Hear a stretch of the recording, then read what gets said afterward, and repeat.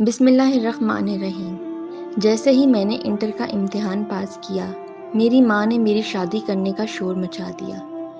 Fit سے رشتے کروانے والی آنٹی کو بلایا اور یہ نیک کام اس کے ذمہ لگا دیا۔ اب صورتحال یہ ہو گئی کہ ہر دوسرے دن کوئی نہ کوئی رشتہ دیکھنے ہمارے گھر بیٹھا ہوتا تھا۔ خوب کھاتا پیتا اور جاتے ہوئے یہ کہہ کر چلا جاتا کہ لڑکی کی عمر ابھی کم ہے، اس کو تو کام کرنے اور گھرداری کا سلیقہ بھی نہیں ہے۔ ان کی بات کسی حد تک ٹھیک ہوتی تھی، کیونکہ میں بمشکل 17-18 سال کی تھی۔ امی نے تو مجھے کسی کام کو ہاتھ بھی نہیں لگانے دیا تھا، لیکن اب ایک دم شادی جیسی بڑی ذمہ داری ڈالنا چاہتی تھی۔ سب سے زیادہ غصہ تو مجھے رشتے والی آنٹی پر تھا، جو نہ جانے کہاں کہاں سے فضول قسم کے لوگوں کو میرا رشتہ دکھانے ہمارے گھر لے آتی اور ان کے ساتھ بیٹھ کر خوب ڈٹ کر کھانا کھاتی اور واپسی پر امی سے کہتی کہ بہن پریشان نہ ہو، اگلی بار بیٹی کے لیے اس سے بھی اچھا رشتہ لے کر آؤں گی۔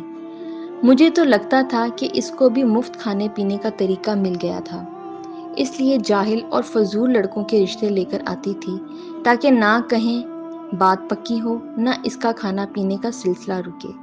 حالانکہ اس کو اچھی طرح پتا تھا کہ میں خوبصورت، کم عمر، تعلیم یافتہ ہونے کے ساتھ ساتھ کھاتے پیتے گھرانے کی لڑکی ہوں۔ ہمارا اپنا بھینسوں کا باڑا تھا اور اکثر شام کے وقت میں خود بالٹی لے کے دودھ نکالنے جاتی تھی، اور میں شوق سے ایسا کرتی تھی۔ وہ گرمیوں کی ایک آبر آلود شام تھی، بادلوں اور تیز ہوا نے موسم خوشگوار کر دیا تھا۔ شام کے 4 بجے میں دودھ سے بھری بالٹی ہاتھ میں پکڑے باڑے سے گھر آئی تو صحن مہمانوں سے بھرا پڑا تھا۔ کوئی 4 خواتین، 2 مرد اور ساتھ 4-5 بچے بھی تھے، جن کو لیڈ کرنے والی آنٹی یعنی رشتے والی آنٹی بھی ساتھ تھیں۔ میں دیکھتے ہی سمجھ گئی کہ آج کا خوبصورت موسم ان لوگوں کے لیے کھانے بنانے اور ان کے منہ میں ٹھونسنے کی نظر ہو جائے گا، اور جاتے ہوئے پھر یہ لوگ کوئی دل جلانے والی بات کر کے مجھے ریجیکٹ کر کے چلے جائیں گے۔ سب سے سلام لے کر میں کچن میں جانے لگی تو رشتے والی آنٹی، جس کا نام آنٹی صفیہ تھا، پیچھے سے آواز دے کر بولی، سعدیہ بیٹا، کھانے کا بندوبست بعد میں کرنا، پہلے اپنے ہاتھوں سے زبردستی چائے بنا کر مہمانوں کو پلاؤ۔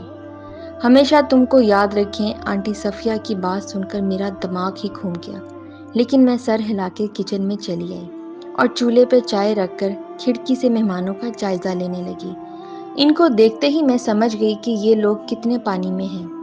سچی بات تو یہ تھی کہ اب امی بھی رشتے والی آنٹی صفیہ کو چالاکیوں سے تنگ آ چکی تھی اور جان چھڑانا چاہتی تھی۔ انہی خیالوں میں گم میں نے دودھ میں چائے کی پتی کی جگہ سبز چائے ڈال دی۔ جب احساس ہوا تو میں پریشان ہو گئی، لیکن خیر، میں نے سوچا جو ہوگا اب دیکھا جائے گا۔ چائے کا ذائقہ تو اچھا تھا، لیکن اس کا رنگ سبزی مائل ہو گیا تھا۔ میں ٹرے میں چائے والے کپ رکھے اور ساتھ 4 طرح کے بسکٹ سجا کر پیش کر دیے، اور مہمانوں کی فرمائش پر پاس ہی بیٹھ کر ان کے عجیب عجیب سوالوں کے جواب دینے لگی۔ جب سب لوگ چائے پی چکے تو آنٹی صفیہ نے بلند آواز میں کہا، سعدیہ بیٹی، چائے تو اچھی تھی، لیکن یہ اس کا رنگ کیوں سبز تھا؟ بے اختیار میرے منہ سے نکلا کہ آنٹی، جب میں باڑے میں بھینس کا دودھ نکال رہی تھی تو ایک بھینس نے دودھ کی بالٹی میں گوبر کر دیا تھا، اسی لیے چائے کا رنگ سبز تھا۔ سب لوگ الٹیاں کرنے لگے اور فوراً اٹھ کر واپس بھاگ گئے، اور میں امی ہنس کر ایک دوسرے پہ گری جا رہی تھیں۔